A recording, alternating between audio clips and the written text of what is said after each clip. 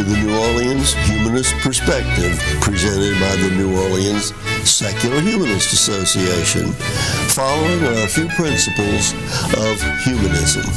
We're committed to science and reason for understanding the universe and for solving human problems. We're skeptical of untested claims of knowledge, but we're open to new ideas. We are concerned with securing justice and fairness in society and in intolerance and discrimination. We are committed to the total separation of religion and government. We affirm humanism as a realistic alternative to the theologies of despair and the ideologies of violence. We reject the concept afterlife and believe in living a full and rewarding life here and now. We value and respect each individual's right to judge and lead their lives according to their own position, as long as it's respectful of other people, living in a free society. We hope you enjoy today's program and others in the weeks to follow.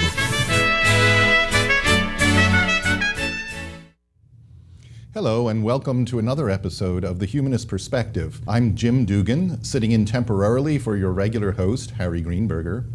One of the things I like to do with this program is raise awareness of the diversity of religious traditions here in New Orleans and Louisiana, especially beyond the usual mainstream of Christianity and Judaism. And part of that today will be presenting some information from a very different group.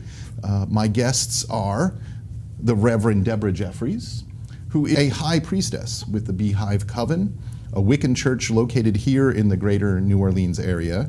That organization is a 501c3 nonprofit. And with her is the Reverend Ronald Murphy, a high priest and co-founder with the same group. Welcome to the Humanist Perspective to both of you. And I guess I would like to start out with a little bit of information about the Coven. Most of us probably don't know too much about what Wicca is. Can you tell us something about it? Wicca is a nature-based spirituality derived from pre-Christian times and passed down just through generations and oral tradition, where we see the divine in all of life. So it's nothing crazy, or we're not a bunch of wackos.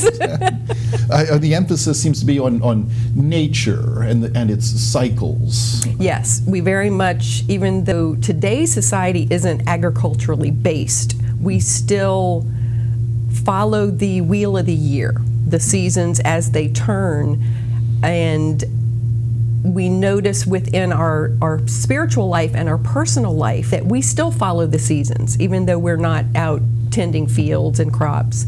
But in the wintertime, we tend to become a little bit more withdrawn and reflective on the past year. So we still follow the seasons. So it's very much a nature-based spirituality. And for many modern people today, I think we live in an industrial or information kind of society, so we've lost touch maybe with the cycle of seasons. Was very close to the hearts of our agricultural ancestors. So do you find that people they feel like getting in touch with something that's lost? Or is it more the people that are involved, or they've always had that contact with that cycle? I think it's a little bit of both. Mm-hmm. I think it is getting in touch with something that is lost, something that we maybe feel like we're missing in this new computerized technological age. But you look back on the old ways, it very much resonates with what we as humans still go through. We still go through in spring. You can't wait to get outside. The weather's nice. You want to see the flowers blooming, to go and play in the park. And in the fall, you're celebrating the harvest. You're cooking things that are now in season. So we still do follow very much the agricultural path. We just don't necessarily tend the fields. We just go to Winn-Dixie. The word Wicca certainly can cover a lot of territory. There's a lot of variation within practices that use that label. And I think in the minds of many people, there's a lot of confusion between Wicca, witchcraft, Satanism, etc. Can you help us understand the where your group fits in with that spectrum of things? The whole group is paganism, as opposed to Christianity, which has a lot of different paths that fall under its umbrella. Wicca is one of the paths under the paganism umbrella. The term Wicca actually comes from Wise One and derived from the herbalist of the townships and the community, the healers, the spiritual leaders back before there were spiritual leaders. Witchcraft is just a term for the magic that we do, which magic is a scary word, but it's a prayer. We just use different terms. A lot of the differences are just in semantics. The Satanism aspect does come up quite frequently, but Satan is actually a Christian derivative. And since we don't believe in the devil, how can we be Satanists? We can't worship him that we don't believe in. Right. We see divinity as having male and female energies, just as all of nature does. No matter what your physical type, whether you be male or female, you still have male and female energies and aspects. So we honor the male and female in divine, because why would divinity not have both energies? I find that very interesting because very often, if we think about Wicca or earth-based religions, we have this idea, certainly I do, I'm sure many people do, that this is goddess-focused, that it's focused on the feminine and the divine. But the literature in your group certainly tries to emphasize a dualism, a yin-yang, a male-female. Can you tell us a little more about that? I very much believe in the duality, but equality. And one of the ways that I explain it's very simplified, is that we have two parents. That's where we come from. We have our father, who is our strong, he'll hold you, he'll protect you, he nourishes you. But you have your mother, and that's who you cry to. That's who holds your hand when you're scared, and that's who you talk to. So we tend to be closer to our mother, but we do very much have two parents. So we do honor the god and the goddess equally. I don't think you can have, with Christianity being male-dominated only, it wouldn't serve a purpose if our spirituality were female-dominated only. It's still out of balance. You can certainly understand that in reaction to the strong patriarchy that Christianity presents, especially in its Protestant forms, which have kind of done away with the feminine and the divine almost altogether. Catholicism has the Virgin Mary and female saints, so it has a little more presence of the female in the divine, but Protestantism has almost dissolved it entirely. And so you have an alternative to that, and kind of bring that back in. Yeah, and before Christianity and the male-dominated aspect of spirituality was from the mother's side. That's where it came from. It was very much matriarchal. So we try to find that balance. You can't have one stronger than the other. It's not fair. And mentioning that the ancient roots of this in healers, which say in medieval Europe were probably very often women who were the midwives and the herbalists and the healers, the caretakers of the sick. This was probably a very large practice of this tradition. But of course, today you must have ceded a lot of that to medicine, I guess. So how does that fit into your practice today? We still do a lot of healing. Not necessarily, if it's something very serious, of course, you seek out a medical professional. But we have members that are very much into the older healing ways. Medicine came from plants to begin with. So we do, we'll mix up an herbal tea for you to cure whatever we can cure. If it's something very serious, of course, you go and see a doctor. His wife is very much our herbalist. She's our tea, expert in residence. So we do a lot of healing with stones, with prayers. So we still are healers, just not the limited arena that you would have had, way back before in modern medicine. We still do the same things that the wise women would do. We do the small things to try and heal you, but if it's something major, you're going to have to seek somebody with more knowledge than we would have in that area. So you can combine the two without any difficulties. The mentioning about the balance of the male and the female, your symbolism includes two deities of sorts that represent this. Can you describe those to us? There are a lot of names, a lot of terms, goddess, lady and lord. There are different pantheons is one term that you'll hear, where goddesses and gods have different names based on where they reside, whether they be Celtic or Germanic. I have always been drawn to the Celtic. It's part of my ancestry, and just even before I knew I had an ancestry, I was always drawn to Celtic. So goddess is Danu, but it really doesn't matter what name you use. It's still my goddess. Where, at work, I'm Debra.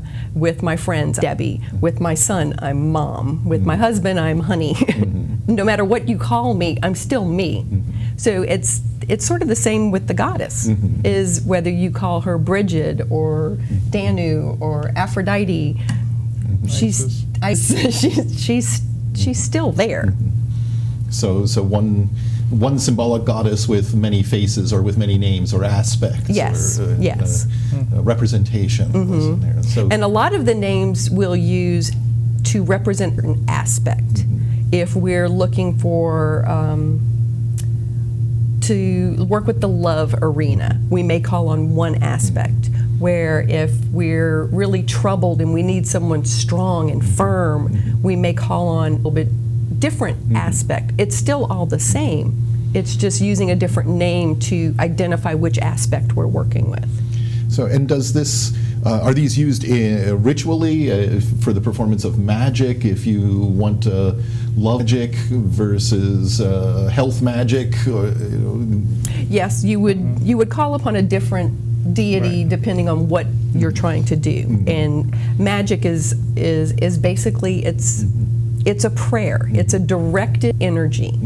And when you blow out your candles on your birthday cake and you make your wish and you blow out that candle, that's wish magic. It's the same thing as asking a prayer, or Catholics lighting a candle to St. Jude or St. Christopher. It's directed energy. So I'm not sure I'm asking the right question at the right time here, because I'm putting together some things I don't quite understand. So you mentioned the energy, the directing the energy, and I know one of the rituals that you make use of is called drawing down the moon. Is that am I confusing things that aren't related, or? That is a ritual. It's not necessarily magic. It's more of a ritual is a church service. Is the easiest way to explain it. Drawing down the moon is a type of full moon ritual where the high priestess channels the goddess to speak to the people in attendance. So it's a way that the high priestess embodies the goddess and lets her speak through us. This is this is a rather different category than, rather than directing energy, this is about seeking a message or wisdom. Yes, this is communing with the divine, are what rituals are for. Typically, magic is not performed during a ritual. Our sabbats, where we celebrate the seasons of the year, we honor the goddess and the god, and it's a celebration. There's no magic performed. We're celebrating that turning of the season, what we have gained, what we hope to gain. Full moon rituals, we do some magic, typically healing rituals, a lot of helping people overcome difficulties in their life, health issues or spiritual issues, healing the earth. We do that a lot. The earth is always needing healing. And talking with the divine. Now, you just mentioned a very important word, I think, the sabbat idea. And you have a cycle of these throughout the year. Can you tell us a little bit about that cycle and what a sabbat is? What do you do? Well, Sabbath is it's a celebration where everybody comes together. It's kind of like a picnic where you invite everybody in. Everybody would come together and just have a party and celebrate and thank the God and Goddess for continuing on, helping with the harvests, helping getting through the winter. We do 8 Sabbats a year, mainly falling on the solstices and the equinoxes, but we have other Sabbats that fall in between as well. And it's just helping people come together, celebrate, whether it's the end of winter, celebrating the first coming of spring, celebrating the harvests. The only reason why there's 8 of them is it makes it easier for everybody to come if they're coming from a long way away. Because if you're trying to get everybody to come every week, it's just very hard to do that. But if you have a fixed point that everybody says, okay, at this time we're all going to get together, it's easier for more people to come from further away to it. So is the Sabbat more of a social event or a ritual event, a combination? Combination. We do rituals because we do celebrate and we give thanks to the earth, to the God, the Goddess, but we're there to celebrate and come together, have a good time, but still have a ritual showing that, hey, we're still thankful for what you've given us or what we're working towards. So now, one thing that might surprise a lot of viewers is that at least part of your Sabbats are public. Yes, our Sabbats are always public. Okay, Yeah. so explain to me what a non-member who didn't know anything about Wicca, what would they encounter if they went to a public Sabbat? Our last one was for Samhain, which is Halloween. And Samhain is the time that we honor those that have passed. The veil between the worlds is thin. So you can speak to your lost loved ones, family, friends.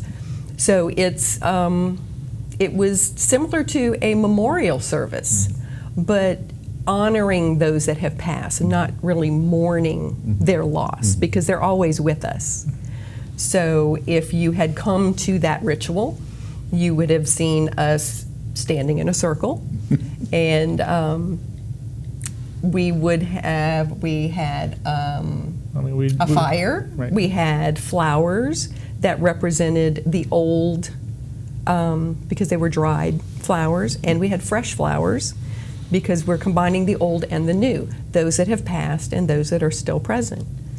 We lit a paper lantern that we sent up to send our love and well wishes to those that have passed. And we each acknowledge those that we lost and we miss.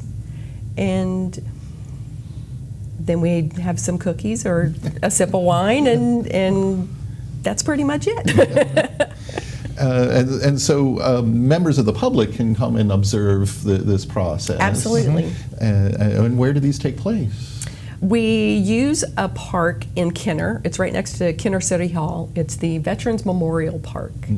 And all of our dates for our Sabbats are located on our website. So, and there's a little map that shows directions on how to get there. Anyone is welcome to come, as long as they come in the spirit of peace. And we're very much a teaching circle. So we explain what we're doing during a ritual. For those that have never been there before or a little bit unsure, we you can ask questions. We're very easy to get along with. And you have a number of sabbats coming up. Can tell us what those are, when they're going to be. We have Well, Yule is on the December Yule's 20th. coming. Yule Yes. is coming. So that's a solstice, Yes. winter solstice. Yes, Yeah. it's celebrated on December 21st. We hold our public sabbats the Saturday following the actual date of the Sabbath. It allows other pagans in the area to be able to attend multiple I see. different rituals, so that we can visit and socialize with people that we know, but may not necessarily be within our circle. So our ritual will be held on the 27th at that's a Saturday at 7 p.m. in the park. And Actually, it's going to be our class that we have right now. They're going to be doing the Sabbath. yes, this will be their first public Sabbath Right. that they'll be performing. So it's pretty exciting. And then the next one after that will be. Will be Imbolc. Imbolc. Will be, the date is February 2nd. I'm not sure what the following I think Saturday. the 7th is the following Saturday. Yeah. Yes, So yes. yeah. So that would be 7 o'clock that Saturday at the park. So anyone is welcome to attend. Now you mentioned a class too, so and you're very involved in teaching. I know your group offers classes. Yes. In what? It's basically Wicca 101. It's a 20-week, very intense coursework. We fill their brains full of knowledge on anything and everything that they ever cared to know about Wicca, and then they have to put it into practice. So most of their coursework is actually done on their own, where they actually live the Wheel of the Year, celebrate the Sabbats, participate in community service, and show that they exemplify what their beliefs are. So the coursework is 20 weeks, and so we meet every Sunday, and we have a class taking their final exam tomorrow. So I'm very, very proud. And we have another class starting in January. When they come in and they're interested, but they don't have a lot of knowledge. And as they start learning, and you just see that light where they're like, I get it, and it makes so much sense, and it's the best feeling in the world. And having the classes, we get to hear other people's perspectives. So it's not just, this is the way it is, and that's the way it is. We may ask a question to 10 people, and we'll get 10 different answers. But everything's good because we see the way people think. We don't make them think, we make them think for themselves, not think what we think. And that helps them open their horizons and find their right path, whether it's with us or with another group. And you mentioned the classes beginning in January? January. That would run through about May, I guess. Yeah, we have 2 classes a year. Because it's hard to schedule 20 weeks every that's Sunday. hard for people to do, I think. Yeah. 20 consecutive Sundays in modern life, so we're always going to be, somebody's going to go somewhere. Yeah, and we have multiple teachers because with my work schedule, Ronnie's work schedule, his wife's work schedule, it's hard to coordinate. And we don't charge for our classes. They're given for free. But they are expected to show up and to study and to do their homework and to participate. They pay in blood, sweat, and tears, not in monetary means. Now, another interesting thing that your group does is you perform certain types of services. Yes. Or for, not just for members, but I think for the public as well. Since you have real church status recognized, you can perform legal weddings. Yes. And also funerals or rites of passage. What We've could done people rites get of from you? passage. We've done baby blessings. We've done pet blessings, house blessings. We get called on to do house blessings. I was called from just someone out of the blue she had gotten a new kitten, and she wanted a pet blessing. So went to her house and blessed her animals. We'll do a pet passing ritual if a pet passes away. Yeah. Our pets are very much our family members. Right. Oh, yeah. They're So all people family. grieve just like they do when they lose any loved one. So we do offer pet passing rituals, And people can, legal marriages. People can ask you to marry them, and it's Yes. and it's just as binding as Trinity Yes, Episcopal. it is a legal. It is a legal marriage as long as they get a marriage license from the clerk of court's office, and we tailor the wedding to whatever it is that they need for whatever their belief system is. Well, that might be something that's worth talking about because, unlike, say, going to a certain denomination of a Christian church where they tell you what the ritual, for the most part, is going to be, you would allow considerable leeway. Absolutely, absolutely. They can be as involved as they want. They can write their whole script if they would like, or we just sit and talk to them and find out how they feel about each other, what do they want to say to each other, and tailor it for them. So I have one or two brief questions still left. One might be a little too astronomical, because I'm interested in that sort of thing. So when you talk about the cycle of the sabbats, okay. Solstices and equinoxes. If I think of them in astronomical terms, the solstices are like the north and south extremes, the sun rising, and the equinox longest is day, the middle, longest the night. longest, and the equinox is in the middle. Right. And that must figure into the symbology of the rituals somehow. Yes. So the upcoming December would be more about the one extreme rather than being the center of something. Does that make any sense? Does this make any sense? Yes, it is. And the one coming up is it is the longest night of the year, and the history behind it is back when it was dark, getting dark longer and longer and longer, and people were uneducated and didn't understand science, were afraid maybe the sun won't come back up. So it's a celebration of the return of the sun. We know the sun's going to come back up because we have scientific minds and we have had proof of this. But we're pretty sure. Within our spirituality, we sometimes get darker and darker and darker. And we know that there is an end in sight. There is a light at the end that will return. And we celebrate that returning of the light. And I think we better hurry to get in here that if people want to find out more information, you have a website. Yes. And it's beehivecoven.org. .org, So, yes. So it's Beehive Coven is spelled All as one one word. word. So it's beehive, like a place where the bees live. Yes. Coven, like a witch's circle, a Yes. coven, and .org. Yes. And they could find all kinds of information. Yes, a listing of our sabbats are there. You can contact any of us by email that way. Thank you so much. So we're always open to questions.